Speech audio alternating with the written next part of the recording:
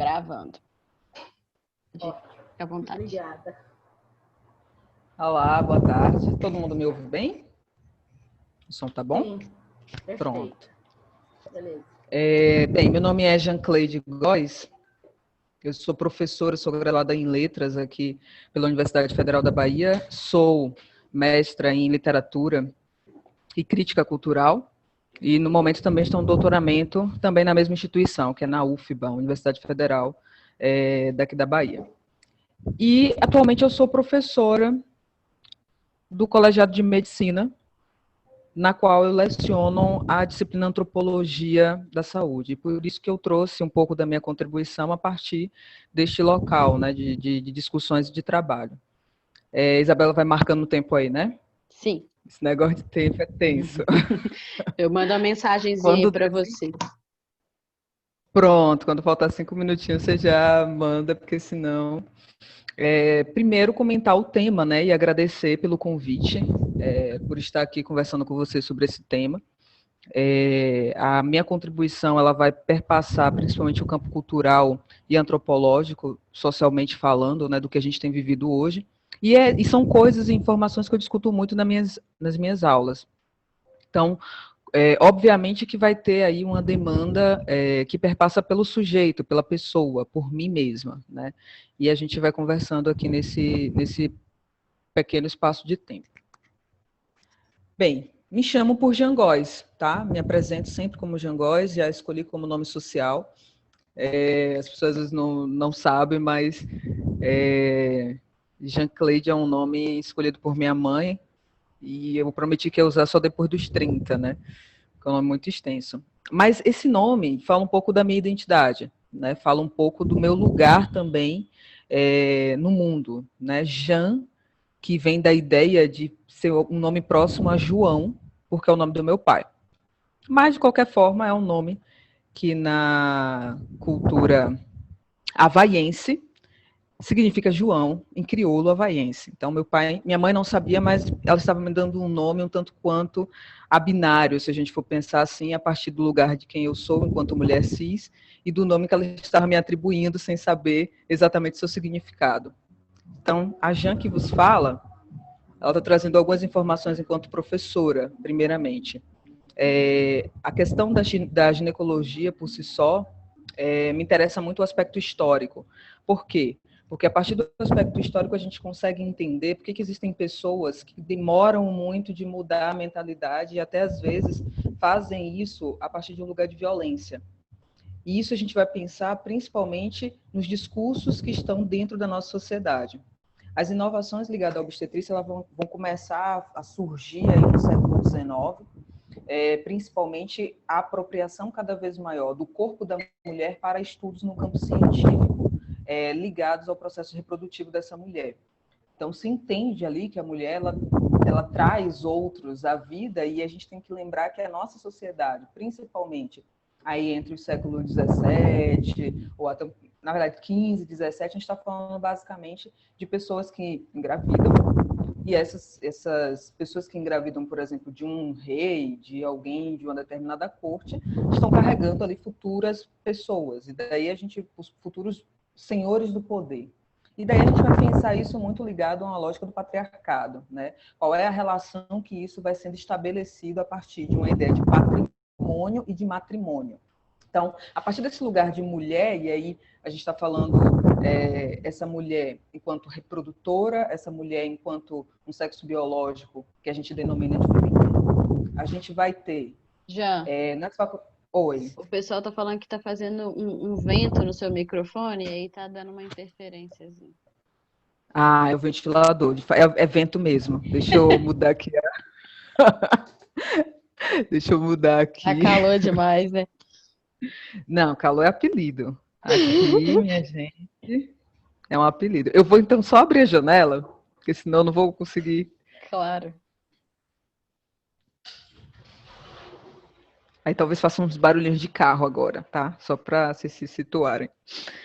Então, quando a gente tem esse momento Brasil, por exemplo, você vai ter Salvador e Rio de Janeiro, as duas universidades da medicina vão fazer uma reforma, na verdade as faculdades fazem uma reforma, e dentro dessa reforma você começa a ter um certo direito ao estudo cada vez mais avançado da ginecologia e obstetrícia. E por que isso é importante? Porque até esse momento, a gente está falando em relação à obstetrícia, a gente está falando muito ligado às parteiras, a gente ainda não está falando de uma ciência, a gente não está falando de anestesia, a gente não está falando de vários elementos que hoje, se a gente pensar a medicina sem esses elementos, a gente fala, é impossível ter feito medicina há um tempo atrás. E é daí, desse lugar, que me interessa falar sobre a concepção de um corpo-produto. Como que essa mulher, ela sempre foi colocada no local de corpo-produto. Ela é produto de uma sociedade que gera um outro produto para a sociedade a partir de uma lógica reprodutiva. E ela também é produto de um homem ou de um sujeito masculino. Nesse caso aí a gente tem ainda a questão das mulheres escravizadas, né, da época, onde elas eram completamente produtos desse sujeito. Então, se precisava fazer qualquer procedimento, precisasse chamar um médico, teria que ter autorização, até pouco tempo isso acontecia em algumas situações, mas de modo muito geral precisava ter autorização daquele sujeito, homem responsável ali por aquela mulher. E também é a partir desse momento em que surgem essas cadeiras de uma forma mais estruturada nas universidades brasileiras, é que também a gente vai ter mais estudos sobre esses corpos, né? Um entendimento de outras questões que ainda não estavam circulando no Brasil de uma forma mais, digamos assim, ampla, né? Era algo muito ou importado ou o estudioso que veio de fora, já que no Brasil havia muito trânsito desses sujeitos. Para isso, tem esse livro aqui que se fala Com fórceps na mão a dissiparem uma nação, a história obstetrícia, principalmente e ginecológica, em Salvador no século XIX, onde ela vai trazer várias questões que vão mostrando para a gente o quão objetificado foi o corpo da mulher, tanto sendo deixado de lado em relação aos estudos, quanto sendo deixado de lado em relação à sua humanidade. Não se consultava a mulher, se consultava o corpo da mulher, e isso é muito importante para o nosso contexto aqui. Então, a ginecologia ela vai estar ali dentro desse modelo biomédico, ela ainda está hoje no modelo biomédico. É um corpo, é uma patologia ou é um objeto de estudo? São esses três elementos que estão associados à subjetividade que vão ganhar força em relação a isso. Isso é o princípio, é o paradigma que dificulta a nossa realidade LGBTQI+, no sentido de acesso, no sentido da visibilidade, no sentido de milhares de outras questões. Porque quando você se estuda apenas pensando em patologia, você apaga toda a história daquela pessoa e você coloca apenas uma doença, um elemento, um órgão ali em uma certa visibilidade. E aí, para isso, tem vários filmes que vocês podem assistir, mas eu indico particularmente um chamado A Vênus Negra, que é o estudo do corpo de uma mulher negra na França, onde foram tentando se definir por que aquela mulher, por exemplo, tinha clítoris maiores, por que ela tinha nádegas maiores, e assim a gente vai percebendo como a objetificação, ainda hoje, é muito usada dentro dos consultórios. Se você vai se consultar, você tem que ir, você sabe que você vai ficar sem a roupa, você sabe que... Por quê? Porque é seu corpo que está sendo investigado, observado. Só que aí vem um conceito, no início da década de 90, o conceito hoje mais, enfim, falado da OMS, que é o conceito de saúde, enquanto um estado de completo bem-estar físico, mental e social, e não somente a ausência de afecções e enfermidades. E aí, qual é o principal gargalo que a gente tem nesse conceito? Esse conceito eu acho muito bonito, ele é muito lindo. Nossa, gente, que legal pensar o bem-estar físico, mental e social. Então, é um lugar que a gente está pensando todos os aspectos para poder falar. Fulano tem saúde. A partir do momento que a gente não contempla, a gente está falando que talvez 98%, 99% da população não tem saúde se a gente não contempla esses três tópicos. Mas qual é a grande sacada que nos interessa aqui? É que a sociedade por si, ela começou a fazer um movimento, principalmente no campo de desenvolvimento da política do SUS, pensando no Brasil, a olhar a questão social como algo que precisa ser priorizado no processo também da medicina. E daí a gente vai ter o surgimento da medicina da família, a gente vai ter o surgimento da medicina coletiva, que são elementos, são estudos que se preocupam a partir desse local social, e daí ela espalha as outras questões de uma forma mais, digamos assim, rizomática, né? Então, de qual perfil nós estamos falando? De qual perfil social nós estamos falando? Então, o primeiro perfil social sou eu mesmo, né? Eu sou lésbica, eu tenho uma companheira e eu vou a ginecologista, né? Ponto. Há alguns relatos, principalmente, quando a gente vai pensar o seguinte: poxa, e aí, Jean? Mas você é professora universitária, então é diferente. Eu preciso o tempo inteiro dizer isso. Se você chega num consultório e você vai se comunicar ali, você precisa localizar de onde você está falando. É muito perceptível a troca de tratamento quando você não se localiza, porque Jean também é uma mulher negra. Isso é muito perceptível, tá? Ninguém olha para você e pensa, então, qual é a sua sexualidade? Ou então, quais são as suas práticas sexuais para que a gente possa fazer um atendimento mais adequado? Isso não é feito. Então, aí entra uma questão. Por que isso não é feito? Porque, de novo, o sujeito médico está perante um corpo que vai ser estudado e não importa o que está daqui para cima, tá? Então, esse primeiro sujeito social, ele vai ser perpassado por, enfim, milhares de coisas. Eu estou falando a partir de um lugar de uma mulher negra, lésbica, cis. O debate de hoje, e aí eu fiquei muito ali fuçando, pensando sobre isso, como que a própria palavra ginecologia nos impulsiona para uma lógica biológica muito forte, para um estigma e um signo biológico muito forte. O quanto que a gente pode pensar que a ginecologia precisa urgentemente entender as nuances, os carrinhos que eu falei que ia passar, como que a ginecologia contemporânea também precisa entender as nuances dos corpos que estão sendo denominados como do sexo feminino, né? Isso é muito importante, porque esse sujeito social, que sou eu vou ser atendida totalmente diferente. Então, eu fui recentemente na ginecologista, eu falei que eu era professora universitária e ainda dei ênfase que eu faço parte do colegiado de medicina. Então, ela sabia que, no meu caso, ela não estava lidando com uma pessoa que não, enfim, não conhecia nada, tarana. Eu tive um outro atendimento. Isso, eu fui na mesma clínica, em uma outra médica, e eu não trouxe essas informações para ela. A partir do momento que eu não trago essas informações, eu tive um outro atendimento. E aí a gente vai ter uma questão muito importante aí. A gente sempre precisa trazer as informações, a gente não é questionada. Só que quem faz medicina sabe que precisa fazer uma anamnese bem feita. Quem faz curso, quem é dos cursos das áreas de saúde sabe que precisa fazer uma anamnese bem feita. E a anamnese nada mais é do que uma conversa de apuração. É quando você questiona para entender as dores daquele paciente, para que você possa trazer a melhor resolução possível. Isabela, tu me fala... 5 minutos. Me falou agora não, já tem 5 minutos que tu falou. Pode considerar os 5 minutos agora. É porque eu estava na outra tela e acabei não vendo, mas vou passar aqui, vou correr. E aí eu trago alguns dados bem... Assim, gente, tinha muita coisa para trazer, mas a Isabela já tinha me dito que seriam 15 minutos. Eu falei, eu não vou gerar tanta informação. Mas aqui é essa informação que é muito importante. Apenas 28% das mulheres verbalizaram suas práticas ao médico. Na maioria das vezes, a iniciativa de falar foi da própria paciente. 86,6%, e somente 5,1% o médico abordou este assunto. Das mulheres que não falaram com o ginecologista sobre a orientação sexual, 30,6% receberam indicação de uso de métodos anticoncepcionais. 19,4% receberam indicação de uso de preservativo masculino, supondo relações heterossexuais. Outro estudo indicou que 80% dos profissionais preferem não lidar com esse tema. Se a gente não fala, e a gente não fala porque muitas vezes estamos num lugar desconfortável, isso é extremamente importante, o médico não pergunta, não questiona, e ele ou ela parte do pressuposto de que você tem relações heterossexuais. Isso é muito grave, porque isso significa que a base da estrutura da medicina, que é saber fazer uma boa anamnese para um bom exame, para um bom diagnóstico, para poder dar continuidade no exame físico, ele parte da falta de informação ou parte da necessidade de exposição desta pessoa.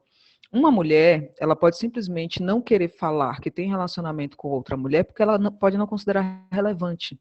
Então, isso precisa mudar, e a gente já tem algumas políticas, não vou falar sobre ela, acredito que alguém depois aborde, senão a gente fala, a gente já tem algumas políticas que têm dado essa atenção principalmente à saúde das lésbicas, gays, bissexuais, travestis e transexuais. Ainda é um documento que precisa ser estudado, criticado e trazido para a sala de aula na formação de quem vai ser profissional. Quem vai ser o profissional precisa acessar isso com urgência, não é uma coisa assim, amanhã eu acesso. E aí vem o ponto. Para vocês terem noção da gravidade do que a gente está falando, é o seguinte: se você vai a uma consulta e essa consulta ela não é bem feita, os exames não serão bem requisitados e os tratamentos não serão efetivados. O maior gargalo hoje de uma consulta médica ou de uma consulta da qualquer que seja, já que a gente está falando com alunos de outros cursos, é você não ter o seu paciente fazendo o tratamento que você indicou. E geralmente ele não vai fazer, tem várias opções, mas duas das grandes opções ou ele não acreditou no argumento que você trouxe para a demanda, ponto, não vou acreditar naquele médico porque ele mal olhou na minha cara, naquela médica porque ela mal olhou na minha cara, ou simplesmente ou você não confia no tratamento que foi passado, ou você não confia no médico que passou o tratamento. São dois gargalos que, assim, é o pico do nosso problema de saúde. E aí, para finalizar, eu sempre trago como proposta, para quem está estudando na área da saúde, ou para quem quer estudar algo transversalizado na área da saúde, estudem um atendimento centrado no paciente, entendam o que é isso, entendam de que forma isso pode contribuir. Talvez seja a nossa melhor porta de saída para a gente poder valorizar as subjetividades para além dos códigos sociais que já existem. Por quê? Porque lá, o médico ou a médica vai trazer a doença e a experiência da pessoa com a doença, não é pessoa doente, é pessoa com a doença. O entendimento da pessoa como um todo, é a perspectiva holística que foi falada por Hipócrates não sei quantos milhões de anos atrás. Projeto comum de manejo. Os dois participam do processo de cuidado, não é apenas o médico. Eu não vou lá e falo, cuida de mim. Eu falo, doutor, eu quero fazer assim porque eu acredito que é melhor. O que é que o senhor acha? Doutor, eu quero fazer assim porque eu acredito que é mais confortável. O que é que a senhora acha? E a médica, obviamente, o médico contribuir. E isso vai fortalecer o relacionamento médico-paciente. Então, é isso, gente. Eu tentei trazer aqui correndo para cumprir muito com o tempo, para ouvir todo mundo. E depois a gente pode continuar falando e trazendo as questões. Muito obrigada. Obrigada, Jean. Esse é um tema para uma semana e ainda não dá para falar tudo, né? Muito obrigada. Agora, Rafael, você pode fazer suas contribuições, ser presente. Deixa eu só. Pronto. Aí, todo mundo está me ouvindo bem? Sim. Legal. Prazer, né, estar com vocês aqui essa noite. Sou o Rafael Ferrari, um homem transgênero. Eu vou contar um pouco da minha vivência, assim, em relação a estar no SUS, a fazer uma terapia hormonal, né, e um pouquinho da minha trajetória aí nesse tempo. Eu tenho 33 anos, eu comecei a minha transição um pouco tardia. Terça-feira eu ouvi isso da Júlia, e aí ela falou que começou com 19 anos. Aí eu falei, nossa, e eu então estava lá na terceira idade, praticamente. Mas enfim, comecei com 29 anos, mais ou menos. A princípio não foi no SUS, não foi diretamente no SUS. Eu tentei pelo particular, né? Tive, assim, uma boa contribuição do médico que estava ali me ajudando, o endócrino. Ele me atendeu ali nas necessidades naquele momento. Por outras questões, principalmente financeiras, e eu consegui um atendimento pelo SUS, via ao SUS, aqui em São Paulo, né? Eu moro em Campinas. Lá, aqui na verdade, né? É uma médica, uma ginecologista, especialista, que trabalha com as pessoas transexuais, as mulheres e homens transexuais. A minha experiência, assim, em relação às consultas com ela, foi um pouquinho complicado, vamos dizer assim. Porque eu tive também, eu barrei nesse ponto de chegar e eu falar, né? Eu fiz parte aí dos 88%. Eu falar para a médica, porque eu pedia para ela, mas eu não vou fazer exames, né? Eu tô fazendo uma terapia hormonal, eu tô tomando hormônio, e como que tá, né? Como que tá eu tenho útero ainda, eu tenho ovário, e aí, né? Como que tá? E ela simplesmente olhar e falar assim, mas você tem só relações com mulher? Falei, sim, só tenho relações sexuais com mulher. Então não tem problema, então você não precisa fazer exames, você não tem que fazer nada. Você sente dores? Você, né, tem a menstruação? Não, não tenho, né? A testosterona cortou a menstruação. Então você não tem necessidade, só faz os exames de sangue para ver como está a taxa de hormônio e outras coisas. Então, sabe quando você sai do consultório, assim, aquela, tipo, mas falta alguma coisa, eu preciso ser mais assistido, né? Eu tenho essa necessidade, por mais que eu só tenha relação com mulheres. E se algum dia eu resolver, ou, sei lá, né, conhecer alguém e ter relação com uma mulher trans ou com um homem, e aí? Então eu sinto essa falta assim de tato ainda desses profissionais. Ela, por ser uma profissional ginecologista que trabalha com os transexuais, que ela é a única que atende assim no momento. Aqui ainda não tem um ambulatório, né? Aqui na cidade de Campinas não foi construído ainda. Eles estão em processo, né? Para colocar mais profissionais para trabalhar em conjunto. Então, uma das minhas demandas ainda é isso. Então, eu faço terapia praticamente há 4 anos com o hormônio e eu vou ser bem sincero, eu nunca fiz um exame ginecológico. Eu não sei nem como é. Então, eu não sei. Assim, eu não sinto nada. Eu tenho uma saúde, né, considerável, perfeita. Mas fica aquele medinho ainda, né? Eu não tenho vontade de fazer a cirurgia de retirada do útero e nem dos ovários e tal. Eu não pretendo fazer essa cirurgia. E aí eu até conversei também com ela, indaguei, né? Se um dia eu resolver parar com os hormônios, né? Não quero mais continuar, né? Eu já adquiri as características secundárias e tal, já consegui, infelizmente, né, ter aquela famosa passabilidade que, queira ou não, mexe muito com a nossa disforia. Então, ela falou simplesmente, você vai voltar a ter a menstruação. É simples. E aí, e só? Tipo, não me deu mais respostas. Eu entendo que ainda não tem estudos, né, para poder falar, não, você, homens trans, se vocês pararem, vai acontecer isso, isso e isso, né? Se vocês continuarem, se vocês tirarem o útero, não tem ainda estudos assim muito mais aprofundados. A gente é uma demanda muito nova, né? Acredito aqui na saúde. Entendo que ainda falta, né? Todo esse respaldo. Mas eu sempre saio do consultório com aquela sensação de que não fui totalmente ainda atendido nas minhas demandas. E isso é a minha experiência no SUS, né? Aí as minhas outras experiências, eu vou contar brevemente, em relação a mais ao nome social, em relação à saúde particular. No SUS, eu entro em qualquer lugar, todo mundo bate o olho no meu cartão social e vai me chamar pelo meu nome que está ali, né? E ótimo, e sou sempre muito bem atendido, todo mundo sensacional. Eles têm um tato, né, para trabalhar com as pessoas travestis e transgêneros. Agora, a rede particular, principalmente aqui no meu estado de São Paulo, Campinas, eu já tive vários problemas, inclusive acusado até deixa eu anotar o nome aqui, gente, falsidade ideológica.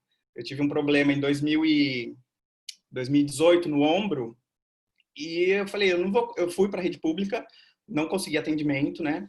Então eu falei, vou tentar o particular, é a minha solução, a minha saída agora, nesse momento. Estou sentindo muita dor, não sei se eu quebrei, não sei o que aconteceu no meu ombro. Fui para a rede particular, chegando lá, aqueles telões, né? Que chamam a pessoa pelo nome, né? Dá um trauma, né? Aí eu simplesmente me aproximei da atendente e falei, eu poderia ser chamado pelo meu nome social, né, só na consulta. Aí ela falou assim, peraí que eu vou conversar com a minha supervisora aqui. Aí a supervisora, ela veio de uma forma muito grosseira, no meio de todo mundo ali da sala. Não, você não tem direito, você não pode fazer isso, porque isso que você está fazendo é crime, que é falsidade ideológica, você não pode usar o nome de outra pessoa. Eu falei, gente, eu não tô usando o nome de outra pessoa, é o meu nome social. Aí ela falou que de jeito nenhum que eu ia conseguir fazer isso, enfim, várias coisas. Aí eu só olhei para ela, como eu estava com muita dor, eu falei, eu só quero um atendimento. Pode me chamar do que você quiser. Eu só preciso de atendimento porque eu estou com muita dor. Mas nunca mais eu piso nesse lugar, né? E foi uma experiência péssima, péssima. Recentemente, eu vou entrar aqui mais um dado que a Júlia trouxe na terça-feira. Eu não me recordo o sobrenome dela, desculpa. Mas ela falou que 4% da população transexuais tem carteira assinada. Assim, eu sou muito privilegiado em fazer parte desses 4%. Comecei a minha transição já trabalhando no local e, né, estou lá até hoje. Acredito que isso não é a realidade de muitas pessoas, muitas, né, transexuais, travestis. E aí, recentemente, a escola onde eu trabalho, eles solicitaram, né, para o pessoal, para os professores, quem gostaria de ter plano de saúde. Eu falei assim, ok, eu só preciso confirmar uma coisa antes de entrar nessa, porque eu já estava meio esperto, né? Entrei em contato com a moça, que faz todos os trâmites, e falei, vocês conseguiriam colocar o meu nome social na carteirinha do convênio e tal? Ela, a princípio, não entendeu nada, não sabia nem do que se tratava, do que era um nome social. Eu fui lá, peguei uma matéria, peguei todos, né, lá na internet, mandei para ela. Falei, é isso, nome social é isso, exatamente. Ela, tá, mas assim, então, a rede particular totalmente não tem noção, não trabalha, não consegue, não sabe atender as pessoas transexuais e travestis. Então fico imaginando uma consulta ginecológica numa rede particular, como deve ser. Se no SUS eu ainda tenho esses entraves, né? Eu imagino numa rede particular. É mais ou menos isso, gente. Eu teria muito mais coisa para falar, igual a Isabela falou, dá para a gente ficar aqui horas e horas contando vários relatos, né, contando várias experiências, mas no mais, em relação à saúde, é isso. Espero ter contribuído aí. E se ficou alguma dúvida, se alguém quer fazer alguma outra pergunta, a Isabela vai conduzir aí. Eu acho Obrigado, que pessoal. Obrigada, Rafael. Acho que a gente vai construindo o diálogo também, né, ao longo do que for acontecendo. Karine, você pode dar continuidade? Claro.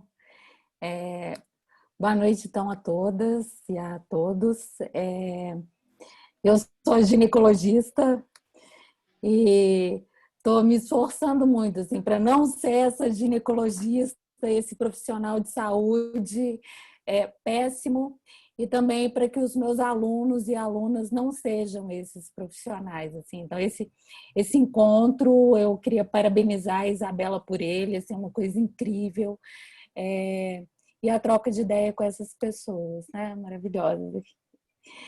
Então, bom, eu sou ginecologista, eu estudei um pouco mais além da ginecologia, sexualidade humana, e também tenho alguma experiência atendendo pessoas transexuais em Belo Horizonte, na rede privada. Né? E aí eu tive a liberdade de mudar o tema da aula, que era ginecologia para diversidade sexual e saúde, mas eu vou chegar na ginecologia, tá? E aí, então, por que a gente trazer isso, né? Eu sou apaixonada com esse cartaz, que é do Ministério da Saúde, de uma campanha antiga, de outra gestão, que cuidar bem da saúde das pessoas faz bem para elas e também faz bem para o Brasil, né, gente? Faz bem para a sociedade. E aí, então, a sexualidade, ela vem como importante determinante de saúde e de doença. E aí, então, eu queria só trazer rapidamente alguns conceitos, assim, que eu acho que é fundamental para a gente se comunicar, a gente ter certeza que está falando sobre a mesma coisa. Então, assim, quando eu falo em sexualidade, impacto sobre a saúde, eu não estou falando de sexo, não estou falando de transar ou especificamente, né? O sexo ele está incluído na sexualidade, mas não é só isso, né? A sexualidade vai muito além. E aí, então, quais que são alguns dos muitos componentes da sexualidade? Então, a identidade de gênero, que é como o indivíduo se percebe, a orientação sexual, que é por quem o indivíduo sente atração, tem o sexo biológico, né? E o papel de gênero, que é como aquela pessoa se comporta. E aí, então, a gente tem diversas formas de existir, né? Tanto do ponto de vista biológico, então, a gente tem o corpo biologicamente feminino e masculino, mas a gente tem toda uma gama de coisas entre um extremo e outro. Então, até quem fala assim, não, porque na natureza é macho ou fêmea, XX ou XY, faltou a aula de biologia, porque a gente tem X0, a gente tem XXY, a gente tem outras formas de existir e outras formas de apresentação, inclusive, dos órgãos genitais na natureza humana, né? Oi, gente, desculpa, empolguei aqui, cliquei. As formas de se identificar também. Então, vocês viram a Jan falando que ela se considera uma mulher cis, então ela nasceu com um corpo biologicamente feminino, ela se reconhece de acordo com isso que falaram com ela que ela era quando nasceu, que designaram ela como uma mulher. Né? Já o Rafael, ele se identificou como um homem trans, e aí me corrija, por favor, Rafael, se eu tiver entendido errado, mas isso significa que ele não se identifica com o que falaram que ele era quando ele nasceu, porque olharam o corpo, falaram que ele era uma menina, mas ele não se reconhece assim. E aí, então, entre um extremo e outro, a gente tem várias pessoas, né? Inclusive gênero fluido, não binário, a forma de se comportar também entre masculino e feminino, a gente tem várias coisas, e a orientação sexual, que é por quem a pessoa se sente atraída, não necessariamente com quem ela transa, com quem ela tem relações sexuais. Então, por exemplo, uma mulher que se considera homossexual, ela pode sim ter relações esporadicamente com homens, e isso não faz dela menos mulher lésbica. Tá? Tem gente que é bissexual, tem gente que é assexual, que não sente atração por ninguém, tá? Bom, mas apesar disso, da gente usar classificações, né, as pesquisas científicas, a gente tem que nomear os grupos de alguma forma, assim, para conseguir entender o que acontece com eles do ponto de vista de saúde. Apesar disso, eu acredito e defendo que nós somos únicos, então nós temos vivências únicas da sexualidade, né? Então, existem tantas identidades e tantas sexualidades quanto o número de pessoas que existe na face da Terra.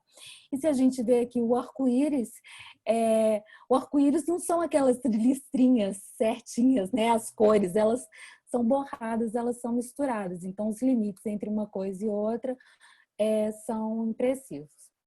E aí, então, a sexualidade, a forma como a pessoa se percebe e comporta, ela pode impactar negativamente na saúde. Do ponto de vista das pessoas transexuais, o principal impacto é esse, gente. As pessoas transexuais, elas têm uma expectativa de vida de 35 anos. 35 anos, né? Então, como é que a gente vai discutir outras questões de saúde se nem sobreviver às múltiplas violências assim que a gente, enquanto sociedade, imprime a essas pessoas, sofre? E aí, então, das mulheres lésbicas e bissexuais, eu trouxe esse estudo, que foi um estudo americano com 70 mil pessoas. E aí, o que ele mostrou para a gente? Está em inglês, mas eu vou falar rapidinho os principais achados. Que as mulheres lésbicas, quando comparadas com as heterossexuais, a maioria delas considera que a sua saúde é ruim, ela tem múltiplos problemas de saúde, ela sofre mais assim, de questões mentais, de tristeza, consome mais álcool e fuma mais, né? E a mulher bissexual, ela também considera que tem uma saúde pior do que a mulher heterossexual, inclusive com mais uso de bebida alcoólica e sofrimento mental, inclusive grave. E aí, então, como é que isso impacta na assistência à saúde? Essas pessoas que a gente esperaria para elas um cuidado especial de saúde, elas, na verdade, elas são invisibilizadas. Então, o sistema de saúde, no geral, as ignora. E aí, com isso, elas não têm as vulnerabilidades dela identificadas. Então, assim, se o profissional não pergunta e a pessoa não consegue falar, foi o que a Jan falou, né? Então, ela não tem o cuidado adequado. Os serviços de saúde são despreparados, não tem respostas ou tem respostas inadequadas, que o Rafael falou muito bem, assim, nem o nome social ele teve respeitado, e por isso tudo e outras questões mais, essas pessoas elas têm medo de procurar o serviço de saúde. Por exemplo, tem pesquisas que mostram que metade das mulheres lésbicas nem vai à consulta ginecológica. E aí, então, como é que a gente pode melhorar essa situação, né? E aí não adianta muita gente conversar sobre o que o ginecologista vai fazer se essa pessoa nem consegue chegar no ginecologista, né? Então, a gente primeiro tem que garantir a acessibilidade, então, garantir os direitos legais, por exemplo, o nome social, ter ambientes amigáveis, banheiro sem gênero. Você já imaginou você ir a uma consulta médica, às vezes horas de espera, e não ter um banheiro para você usar? Tem um banheiro masculino e feminino e você não se identifica nem com uma coisa nem com outra. E aí? Cartazes e folhetos assim, inclusivos, então que tenham pessoas trans, que tenham famílias, por exemplo, homoafetivas, né? Vestimenta, gente, pelo amor de Deus, consultório ginecológico só de camisola rosa, eu não gosto, assim. Né? E será que essas pessoas, vai um homem trans no ginecologista, ele vai se sentir confortável de vestir uma camisola rosa lá? Você tem outra vestimenta para oferecer? Você lembra de perguntar para essa pessoa se ela fica confortável com aquela roupa, né? A gente deve promover ações de saúde, como a Isabela está fazendo de maneira brilhante, capacitar toda a equipe, formulários inclusivos. Então, assim, às vezes, no Brasil até menos, mas tem lugar que, antes de consultar, você preenche um questionário sobre a sua saúde. Então, pergunta lá quantos parceiros você teve. Se você só teve sexo com mulher, você não vai pôr nenhum, nunca teve nenhum. Né? Ou se está lá só masculino ou feminino. E aí, agendamento de horários confortáveis. Né? Então, assim, você vai ao ginecologista, fica cheio de mulher o dia inteiro e de repente aparece um homem para consultar, pode gerar um estranhamento, um desconforto para essa pessoa. Então, marcar no primeiro horário, marcar no último, né? E aí, então, umas outras coisas que eu gostaria de trazer, assim, umas reflexões, umas sugestões, mas eu não queria dar um protocolo, uma coisa pronta, engessada, porque, assim, cada ser humano é único e cada encontro é único. Então, assim, o jeito de um profissional com aquela pessoa pode não funcionar com outra. Então, assim, a gente tem que estudar e se reinventar, né? Bom, então, para os profissionais de saúde, para os estudantes aí da área da saúde em geral, eu recomendo, né? Sempre pergunte-se assim, você está sendo ético, ética, você está respeitando a privacidade daquela pessoa e as leis. Por exemplo, no caso de criança e adolescente, né? O Estatuto da Criança e Adolescente, o adolescente tem direito à privacidade, né? O segredo médico. Você está respeitando as associações de especialidades, então você, por exemplo, é um psicólogo, você está fazendo terapia de cura gay, assim, que é completamente contra o que determina a Sociedade Brasileira de Psicologia, as associações. Você está sendo técnico, você está dando um palpite, né? A pessoa está te procurando enquanto profissional de saúde. Você está entendendo e sendo entendido? Então, assim, quando você fala, a pessoa fala que está doendo numa determinada região do corpo. Será que o nome que ela dá é o nome que você entende? Então, a comunicação tem que ser muito clara. Você está sendo respeitoso ou respeitosa e livre de julgamentos? Então, uma pessoa, mesmo que seja uma pessoa cis, né, heterossexual, ela vem e fala com você que ela vive vários relacionamentos extraconjugais. é uma escolha da pessoa, né? O seu atendimento não pode ser pautado no que você tem de valor moral para si mesmo. Você está abordando o necessário ou você está sendo só curioso ou curiosa? Aí a pessoa falou e você começa a perguntar porque você quer saber mais como ela vive a vida sexual e você não vai fazer nada com aquela informação depois. Você está sendo gentil e, às vezes, mesmo com tudo isso, a gente pode causar um entristecimento em alguém, fazer alguma pergunta que incomoda. Então, gente, aprender a pedir desculpas, né? E olhar sempre, sempre, sempre sem o preconceito. E aí, então, agora, assim, e já para finalizar, que a gente conversou um pouquinho sobre isso, sobre a pessoa chegar e conseguir um contato com o serviço de saúde, aí sim eu queria falar um pouquinho sobre alguns pontos importantes da ginecologia. Então, em relação ao câncer de colo uterino, nas relações vulva-vulva, independente de ser entre duas mulheres ou um homem trans e uma mulher, há risco sim, gente, de transmissão do HPV, a gente precisa saber disso. Então, tem uma pesquisa que mostra que mulheres que fazem sexo com mulheres e que nunca tiveram parceiros do sexo masculino, 19% delas eram positivas para HPV e 14% tinham até lesões, algum machucadinho, um problema no colo do útero. E essa população acredita-se que ela esteja mais em risco para câncer de colo do útero, porque não vai ao ginecologista regularmente e também por causa do sobrepeso e obesidade, que é um pouquinho mais alta nessa população e é um fator de risco. E aí, gente, precisa colher o Papa Nicolau, sim, o preventivo de colo uterino. Todas as pessoas que têm colo uterino e que já tiveram relação sexual alguma vez na vida, independente de ser com homens ou com mulheres, tá? Homem trans que tirou o útero e que tirou o útero completamente, porque às vezes tira o útero e deixa o colo, também precisam coletar. E aí essa coleta vai ser de acordo com a faixa etária, né? No Brasil, a partir de 25 anos, e em alguns países, a partir de 21.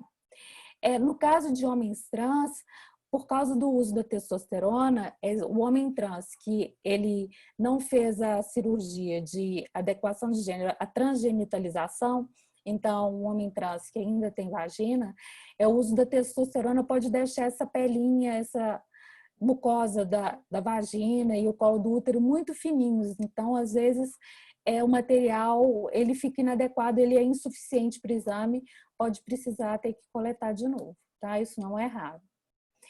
Câncer de mama, então, essa população tem coisas que características dessa população que podem aumentar ainda mais o risco de câncer de mama. Nunca ter filhos, nunca ter amamentado, sedentarismo, ter um peso elevado, fazer um uso aumentado de álcool. E aí o rastreamento é de acordo com a faixa etária e fatores de risco familiares e individuais, tá? Não tem um protocolo específico para homens trans, mas que a maioria dos lugares recomenda que para homens trans que já tiraram as mamas, ele precisa só fazer o exame clínico anual. Então, vai lá no profissional que vai fazer a palpação, a avaliação. Faz parte, gente, do atendimento ginecológico, um atendimento integral. Eu não sou vaginologista, eu sou ginecologista, né? Então, a gente tem que pensar na saúde mental dessas pessoas, e ela deve ser abordada sempre, avaliar sintomas de depressão, ansiedade, transtornos alimentares, que a gente viu lá mais cedo, que é alto, e aí a gente deve capacitar-se, né? Ou para tratar, ou então saber onde encaminhar, porque entregar um papelzinho para alguém e falar você deve procurar um psicólogo ou uma psicóloga, isso não ajuda muito, né? Lembrar de violência pela parceria íntima, estupro, violência e perseguição também acontece na relação entre mulheres. 40% das lésbicas e 60% das mulheres bissexuais, elas relatam isso.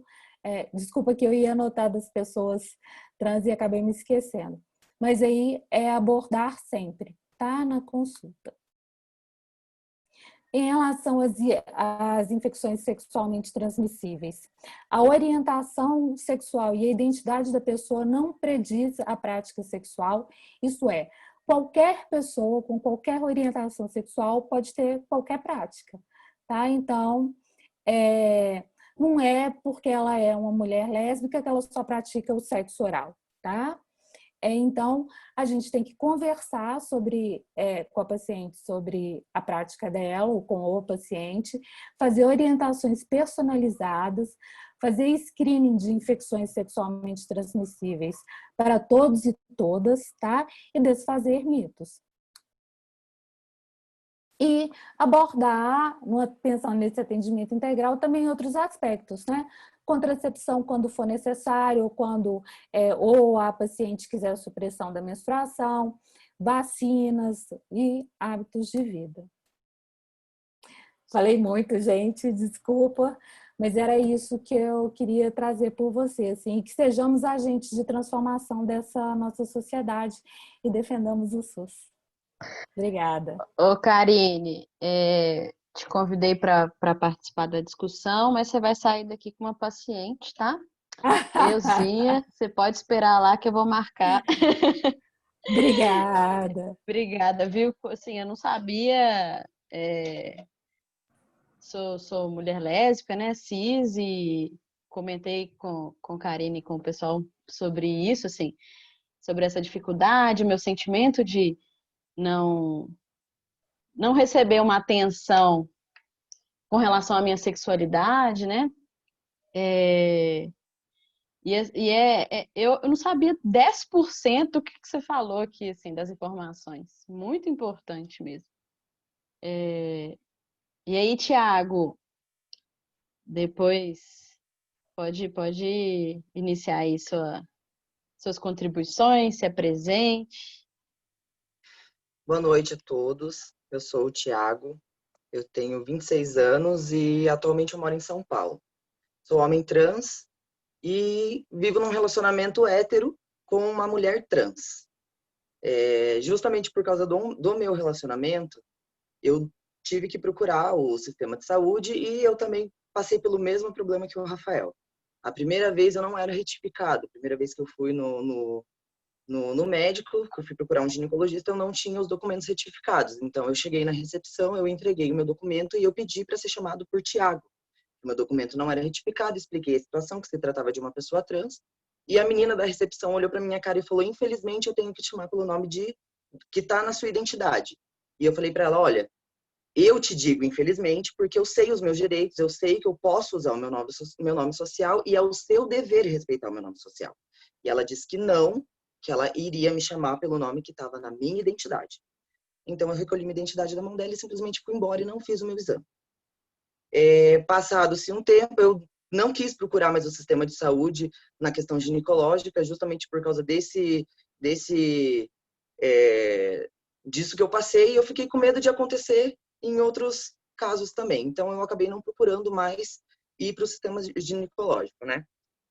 Depois que eu retifiquei, eu tive um outro problema que o postinho não queria aceitar, justamente porque o meu documento estava retificado e estava masculino. Então, eu tive muitos problemas, porque o sistema não aceitava que colocassem masculino na parte ginecológica. Eu até entendi, porque o sistema sistema de computador é meio complicado. Então, eles não aceitavam, o sistema não aceitava que colocasse masculino e ia para a parte ginecológica. Então, eles me perguntaram se podia colocar feminino, só para poder abrir a parte da consulta. Eu disse que ok, tudo bem. Fui fazer o exame ginecológico, era uma ginecologista, era uma moça, e eu perguntei para ela, eu falei: olha, eu tomo o hormônio, eu faço a hormonização já há 5 anos, eu comecei por conta, eu não fui no médico, porque a primeira vez que eu fui no médico, eu pedi um endocrinologista especializado em transexualidade, e quando eu cheguei no endocrinologista, ele falou que ele não ia me atender porque ele não sabia absolutamente nada sobre transexualidade. Então, ele não quis me atender. Então, eu comecei por conta. Não quis esperar, não quis procurar e acabei começando por conta. E eu sei que esse é um risco muito maior, né? De começar por conta, de não ter um acompanhamento. E eu peguei e falei para a ginecologista. Eu falei: olha, eu tomo já hormônio há tanto tempo, eu queria saber quais são os meus riscos, justamente por eu nunca ter feito um exame ginecológico, justamente por eu não ter acompanhamento. Só que já tinham me falado que, junto com o exame ginecológico, tinha o exame de mama, porque afeta também, eu não tenho a mastectomia. Então, no dia do exame eu me senti um pouco desconfortável, porque ela simplesmente falou para mim: tira a roupa e deita na maca. Não me deu absolutamente nada ali. Ela só falou na minha frente e falou, tira a roupa agora e deita na maca. Eu fiz o que ela pediu. Eu tirei a roupa e eu deitei na maca. Fiz o Papa Nicolau até então, ela não olhou, não fez o exame de toque, não me perguntou absolutamente mais nada, simplesmente falou assim, daqui a tanto tempo teu exame chega, você vem buscar. Foi isso que aconteceu. E é complicado, porque a gente se vê numa situação de despreparo e a gente se sente um pouco esquecido. Porque, querendo ou não, independente de sermos homens trans, a gente precisa da ginecologia, a gente precisa do sistema de saúde, precisa desse preparo. Eu nunca fui de ficar muito apontando ou julgando, poxa, você tem que me tratar dessa forma. Não, eu sempre quis explicar, sempre tentei explicar a situação, sempre tentei explicar do que se tratava, de quem se tratava. Eu sempre fui de pesquisar muito, então quando eu não tinha um acesso muito grande na questão de saúde, então eu ia lá e pesquisava na internet, tentava ver um pouco mais de experiência ali teórica, né? E quando eu chegava no médico já não era muito isso que acontecia. Então eu vejo um despreparo muito grande. Então eu não procurei também mais o sistema ginecológico, eu não fui mais atrás do sistema ginecológico justamente por causa disso. E quando eu entrei, fui atrás de um outro endocrinologista para eu tentar de novo começar o meu acompanhamento da testosterona, eu acabei comentando com ele que eu estava em dúvida entre fazer a esterectomia ou não, porque a minha esposa até então a gente queria engravidar biologicamente, né? Ela queria me engravidar e tal, e eu peguei e só soltei para ele. E ele simplesmente esqueceu da minha consulta e começou a me especular sobre a minha vida. Ele, mas como que você engravidaria? E eu falei, bom, minha mulher é uma mulher trans. Nossa, mas como é o sexo de vocês? Mas assim, você não deveria ficar com uma mulher com vagina? E ela não deveria estar com um homem com pênis? E eu sem entender absolutamente nada. Eu olhei pra cara dele e falei, e a minha consulta? Essa parte não vai te influenciar em absolutamente nada do que você tem que me ajudar. E ele, não, é porque eu nunca conversei com... Eu falei, então, olha, tem muitas matérias, eu já participei de Super Pop, já participei de várias matérias que falam sobre como é a relação de um homem trans com uma mulher trans, pesquisa, né? Ah, não, mas me responde você. Ele simplesmente não queria mais me dar a minha consulta. Ele queria saber como era a minha vida. A minha relação sexual com a minha esposa. Eu fiquei extremamente constrangido com aquilo, porque eu não fui procurar ele para isso. Se eu quisesse conversar sobre isso, não era com um endocrinologista que eu iria conversar. Então eu falei para ele, olha, você vai conseguir me ajudar ou não? Ele falou, não, infelizmente eu não sou especializado em transexualidade. Eu falei, tá, e por que você me parou aqui e fez eu perder todo esse tempo? Ele, é porque eu queria saber mais, eu queria entender mais. Eu falei, então pesquisa na internet, tá? Eu não tô aqui para isso. Eu não tô aqui para dizer como é a minha vida sexual para você. Eu tô aqui para dizer que eu preciso de um tratamento hormonal. Se você vai me ajudar nisso, ok. Se não, eu vou embora.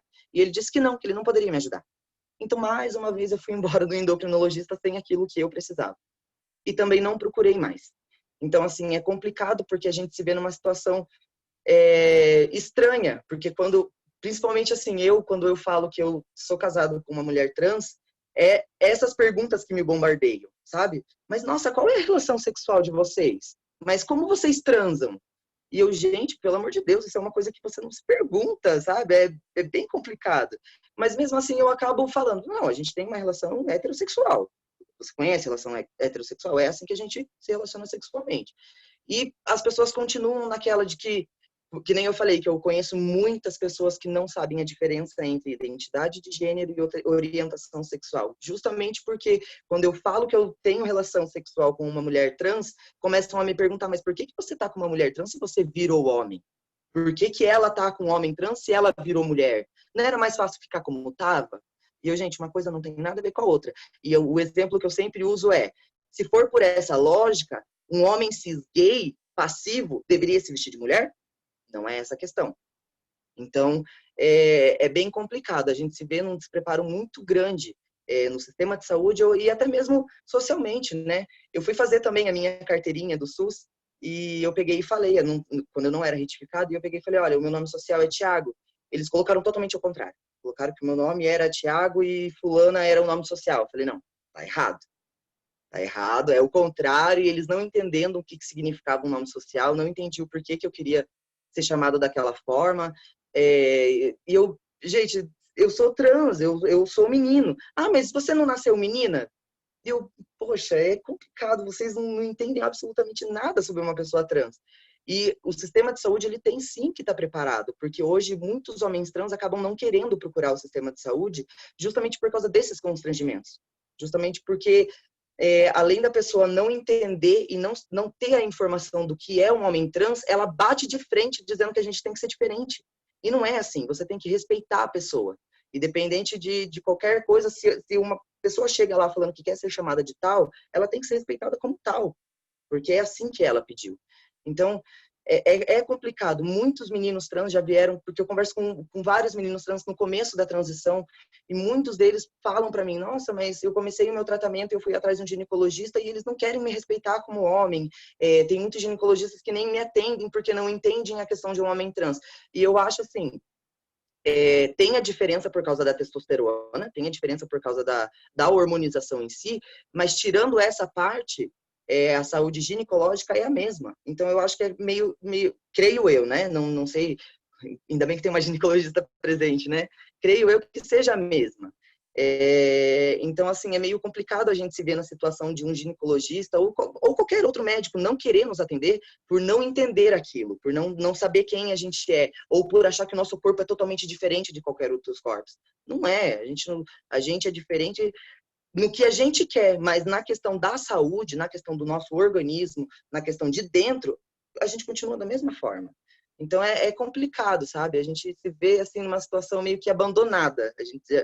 Muitos já me disseram isso, que se sente abandonado na questão da saúde, por não ter essa informação, por não ter o respeito, que às vezes muita gente realmente não quer nem terminar, nem iniciar uma consulta porque não querem respeitar o nome social, ou porque uma pessoa não é passável.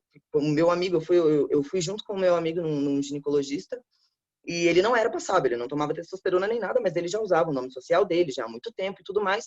E o médico insistiu em chamar de ela. E eu comecei a corrigir, falei, é ele, é um homem trans. Ai, desculpa, é que é difícil para mim. Falei, não tem que ser difícil para você. Você é um médico, tem que ser super fácil para você, inclusive. Então não tem que ser difícil você respeitar a identidade de gênero de alguém. Ele tá aqui dizendo que o nome dele é fulano e que ele é menino e você continua insistindo no ela. E muitos deles fazem isso, muitos.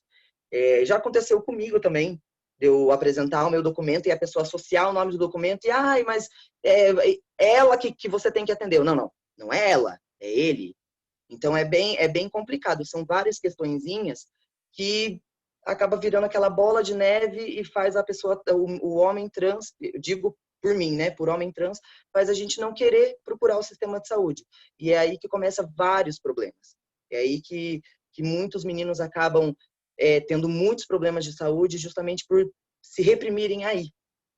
Eu fiquei muitos anos sem querer ir no médico por causa disso, sem até acompanhar as pessoas por causa disso, porque sempre tinha aqueles olhares diferentes, porque sempre tinha aquela questão diferente.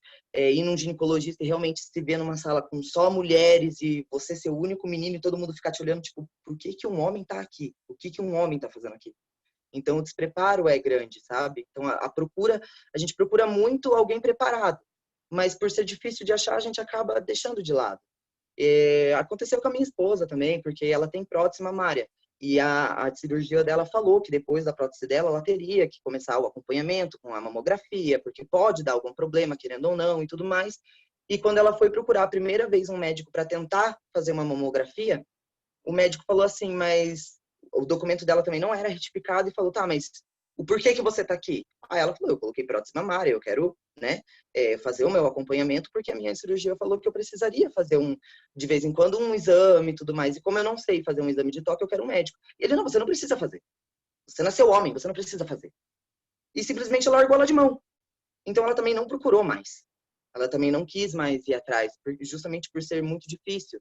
Ela nunca foi, por exemplo, num urologista, porque eu pedi até pela questão da gravidez e tudo mais, que ela queria fazer a contagem, ela não foi no urologista pelo constrangimento, pela questão do constrangimento de marcar um urologista para ela.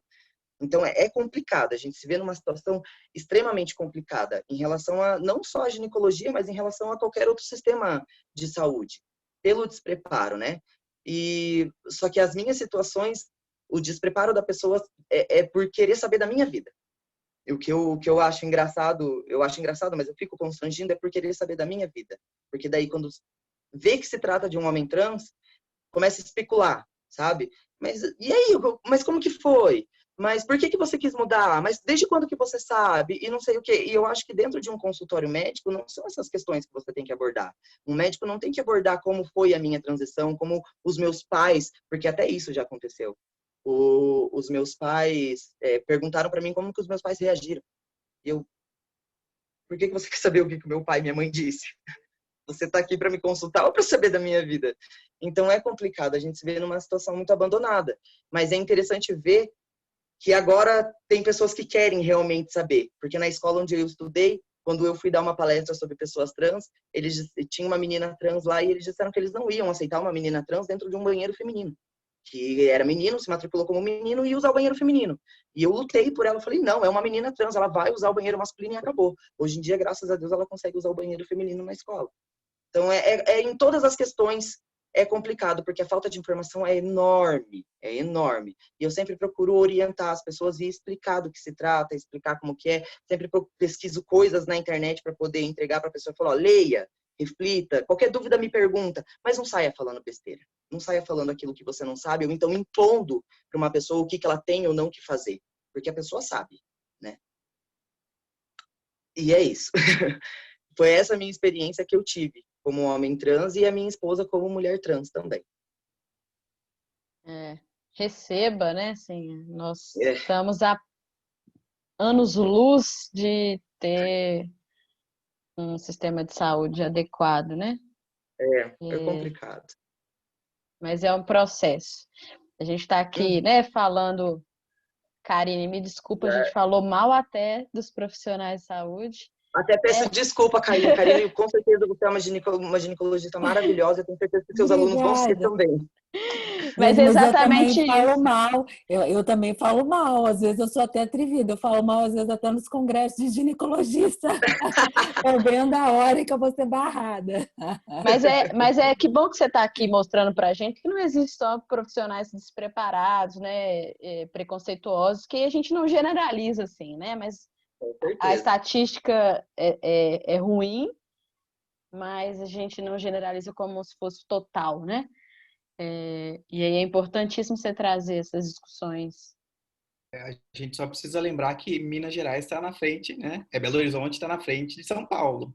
Porque, desculpa interromper, mas na terça-feira o médico que falou, ele falou assim, deu vontade de ir para lá me consultar com ele. E hoje também a Camila também.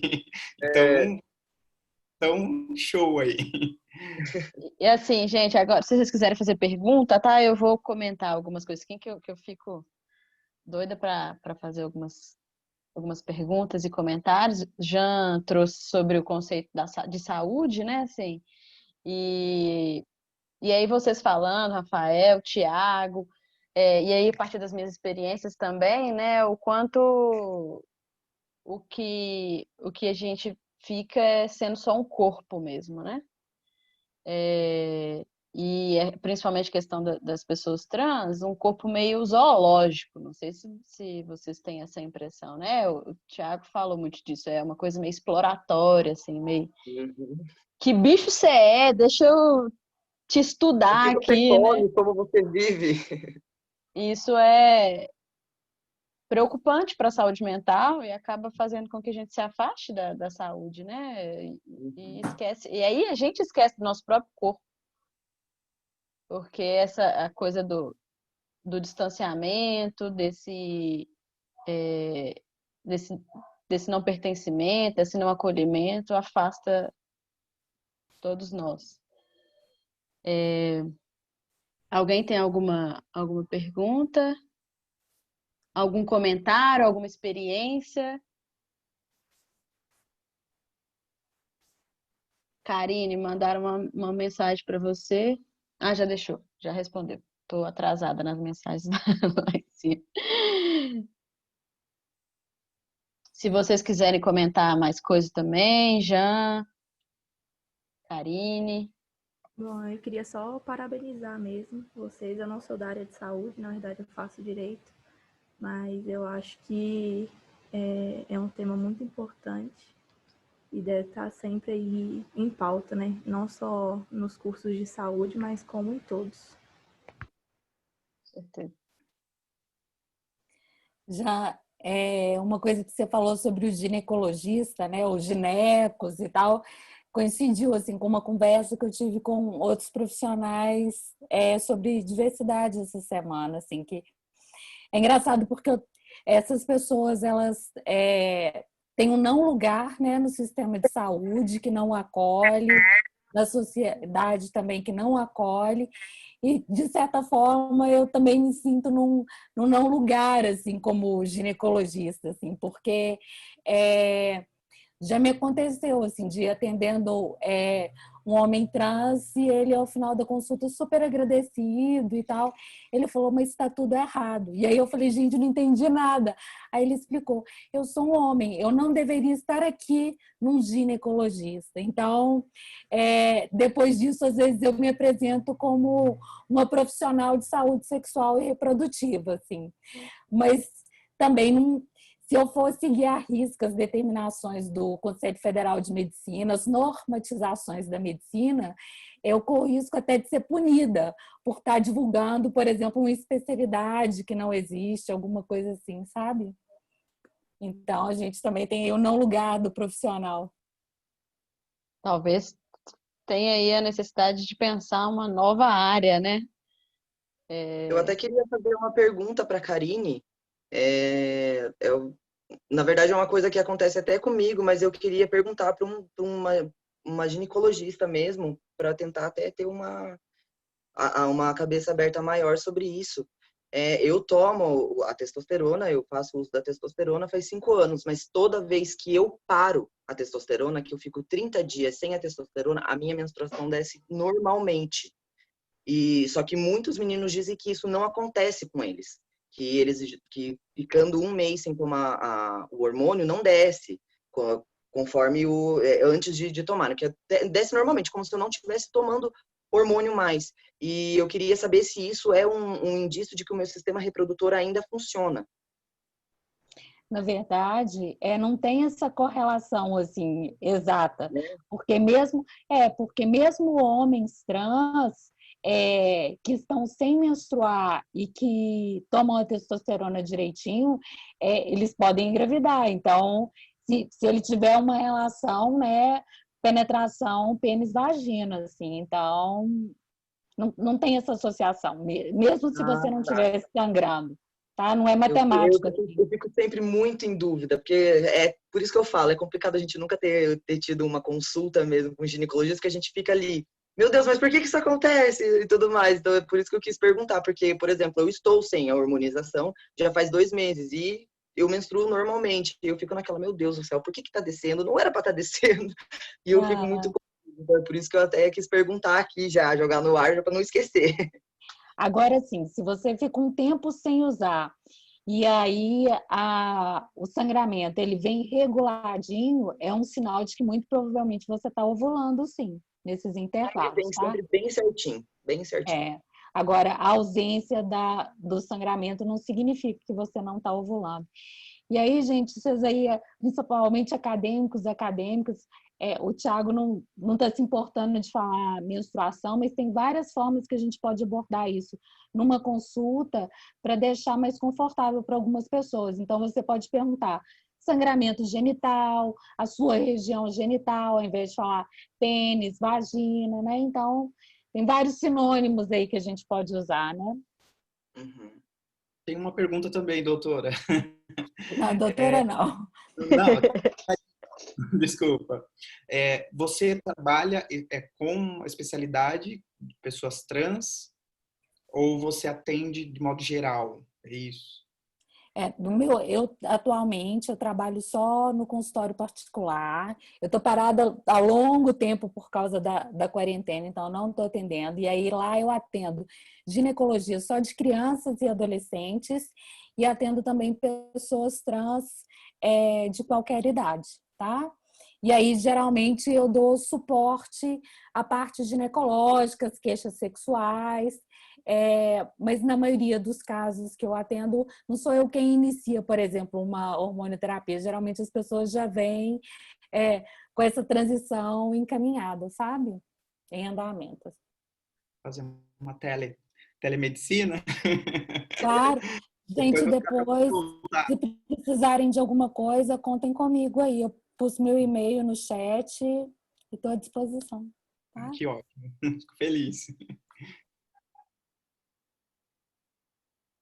Sara, quer... Boa noite, pessoal, tudo bem?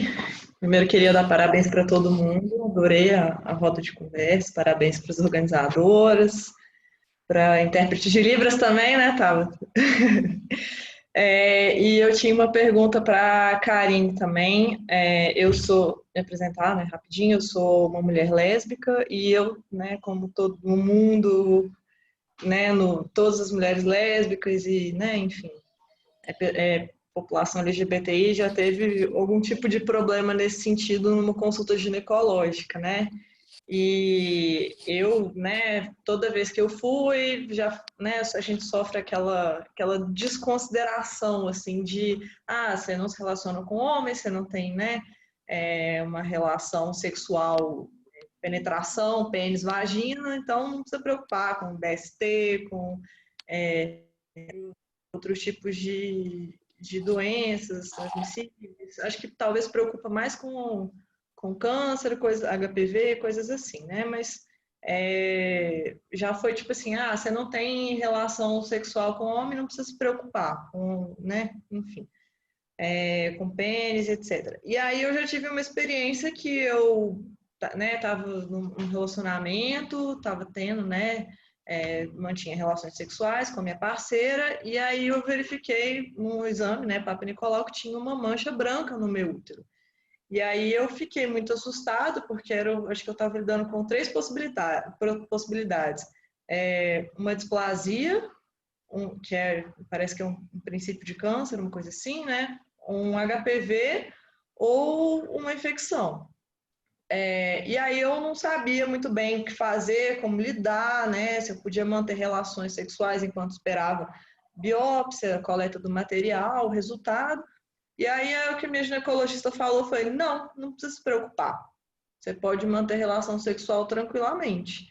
E depois eu descobri que havia um perigo, né, de ser o HPV, de estar ali na relação, contaminar a minha parceira, e eu fiquei muito ressabiada com isso, com uma informação totalmente, né, irresponsável da minha ginecologista na época, e descobri isso pesquisando. A gente acaba buscando muita coisa, muita informação por nossa própria conta, internet, tudo mais, né? E aí eu queria perguntar para a Karine o que a gente pode fazer, porque eu até confirmei que era só uma displasia, cauterizei, estou tranquila, mas eu tenho que fazer uma manutenção, né? Que está sempre monitorando para ver se não tem uma residência, alguma coisa assim. Mas eu queria perguntar para a Karine, o que a gente faz numa situação dessa? A gente continua insistindo em profissionais, vai buscando... Porque eu, sinceramente, eu moro em Belo Horizonte, eu já esgotei a possibilidade de procurar no meu convênio uma ginecologista que atendesse população LGBT. E aí eu não sei, se eu fico insistindo, me dá uma preguiça absurda ficar procurando de profissional em profissional. Eu não sei muito bem o que fazer. Bom, assim, tem o que a gente pode fazer a curto prazo e a médio e longo prazo. Eu acho que, assim, a curto prazo, por exemplo, uma estratégia que os homens trans em BH fizeram, e eu acho que até teve depois uma divulgação nacional, eles fizeram uma lista de profissionais LGBTQIA mais friendly, assim. Então, e eles circulam entre eles e elas essa informação. E eles vão pondo opinião, assim, né? Uma planilha lá do pessoal. Às vezes eles perguntam para o profissional: posso incluir seu nome? Vai numa ginecologista e gosta, ou num ginecologista e tudo mais. Então, eu acho que isso. Eu sei que é super difícil. Eu imagino vagamente, porque eu não estou no seu lugar, assim, eu peço que não desista de procurar, assim, esses profissionais, sabe? No nível individual, porque tem pessoas que, mesmo que elas não tenham uma formação, elas são pessoas respeitosas. Estava até conversando com a professora Raíza, que eu não sei se ainda está aí, é outra ginecologista, que assim, no mais, tudo se resume ao respeito, gente. Né? Assim, independente da orientação e tudo mais, perguntar à pessoa como é que ela quer que fale o nome dela, avisar o que você vai fazer no exame físico, perguntar se ela quer ser examinada, se ela se importa. Tudo isso é só respeito, não é população LGBTQIA+. Então, pode ser que você encontre um profissional ou uma profissional respeitoso no caminho. E aí, o que a gente também pode fazer a longo prazo é não aceitar mais, entendeu? Colocar pressão, ir para dentro das universidades que formam esses médicos, entendeu? Ser médicos e médicas LGBTQI+, e profissionais de saúde, vamos invadir os congressos, né? E vamos ser voz, assim, que a gente vai mudar. Eu acho que a coisa do enquanto paciente, enquanto a gente desconhece sobre o nosso corpo e o quanto a gente pode perguntar, assim, essa intimidade com a pessoa que a gente está consultando, né? Do tipo, eu tenho que fazer, como é que eu faço, né, o autotoque, assim, da mama? Eu preciso fazer? Ou, sei lá, né, fui numa ginecologista a primeira vez que eu fui num consultório que tinha uma câmera que a gente via tudo lá dentro, uma televisão enorme. Eu falei, gente, é assim? É isso que tem lá dentro, sabe? A gente desconhecer o próprio corpo eu acho que é muito ruim para que a gente consiga um atendimento de qualidade. Porque se a gente não se conhece, né, assim, como é que a gente vai perguntar, como é que a gente vai exigir certas coisas que a gente nem sabe que é preciso exigir. E, Karine, onde que tem essa planilha aí, pelo amor de Deus? Eu queria fazer um outro comentário de uma coisa que eu achei também que é bom ser falado, que teve uma vez que eu fui fazer fui num clínico geral mesmo, estava com dor de estômago e eu fui num clínico geral. E quando ele viu que se tratava de um homem trans, ele foi fazendo perguntas, né? O que eu tinha comido, o que poderia ser, e ele ele falou, olhou pra minha cara e falou bem assim, bom, não vou nem te perguntar se tem risco de você engravidar, né? E já colocou que não. E eu falei pra ele, falei, tenho sim. E ele, como assim? E deu risada. E isso é uma das coisas também que acontecem muito, que hoje em dia as pessoas têm, os médicos têm que ter a ciência de que homem trans engravida sim. Hoje em dia tem muitos meninos trans que estão engravidando. E isso é uma coisa que tem que ser perguntada. Então, o médico tirou sarro na minha situação, mas pode ser que ele nem pergunte para outros meninos trans quando vê que se trata de um homem trans. Isso aconteceu com um amigo meu que tá esperando o bebê, ele tá de 6 meses, inclusive, e ele falou que na primeira consulta dele, quando ele não sabia, né, que estava esperando o neném até então, que estava gestacionando, e ele foi no médico e o médico pulou essa parte. O médico falou, não vou te perguntar isso. E não falou para ele a questão do que era que ia perguntar, e ele falou, mas qual é a pergunta? E ele falou, eu ia te perguntar se você podia ter o risco de ter engravidado, mas não vou nem precisar te perguntar, né? Dele, não, corro risco sim, eu namoro uma mulher trans e a gente tem relação sexual. E daí que o médico pegou e pensou, então eu vou te fazer o exame por desencargo de consciência, o médico ainda falou assim, por desencargo de consciência. E no fim descobriu que estava esperando o neném.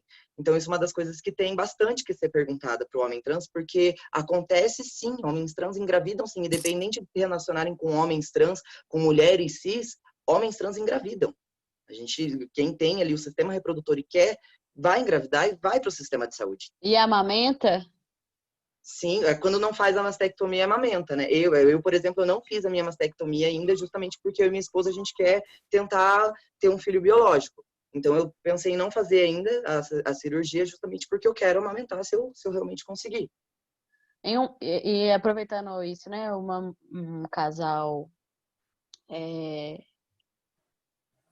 de mulheres cis, lésbicas, né? Que querem engravidar. A amamentação é possível pelas duas pessoas, né? Assim, eu e Sara estávamos... Sara é minha namorada, Sara que perguntou. E aí a gente estava conversando sobre isso, que a gente tem conhecidas e amigas que acabaram de virar mamães. E aí elas fizeram um vídeo lindo, assim, do parto. Quem não estava fazendo, quem não estava gestacionando, né? estava usando uma bombinha no seio para estimular, e a gente conseguiu, teve um tratamento hormonal para isso. Que foi esse processo, sabe? Se eu não E me a gente engano, é um medicamento, né? Parece que é um medicamento que toma, que estimula a produção do leite, com a bomba faz a estimulação maior também. Tá vendo? Você, Sara, se prepare-se que você vai dar mamar também. Gente, senti um amor total no ar aí, hein? Que lindo! Mas essa coisa do conhecimento é muito importante, né? O nosso tempo está chegando ao fim, porque a maioria das pessoas tem aula agora, né? Vocês podem ser que vão dar aula, e as alunas e alunos também assistir. Por mim, a gente teria um segundo, terceiro, quarto encontro. Foi muito bom. Eu agradeço muito o convite. Foi bom, foi muito bom, principalmente porque tem profissionais presentes. Isso é maravilhoso. Eu agradeço, assim, imensamente a participação de vocês terem topado essa conversa e terem dedicado, nos trazendo informações tão importantes, assim. Foi riquíssimo, riquíssimo mesmo. Agradeço muito. Pessoal, se vocês assinaram a lista, se não tiver assinado, pode entrar em contato com a gente pelo Simpla lá e a gente vai conversando. Jean, Tiago, Karine, Rafael, muito obrigada, e aguardem contatos que eu irei fazer no futuro novamente, ok? Obrigada, gente. Uma boa noite. Obrigada. Tchau, obrigada, gente. Obrigada, Tabata. Obrigada, Tabata. Foi maravilhosa. Parabéns. Obrigado, pessoal aí. Obrigada, Isabela. Obrigada, Tabata. Linda, todos. Tudo. Obrigada a Deus. Obrigada. De repente, nós caímos num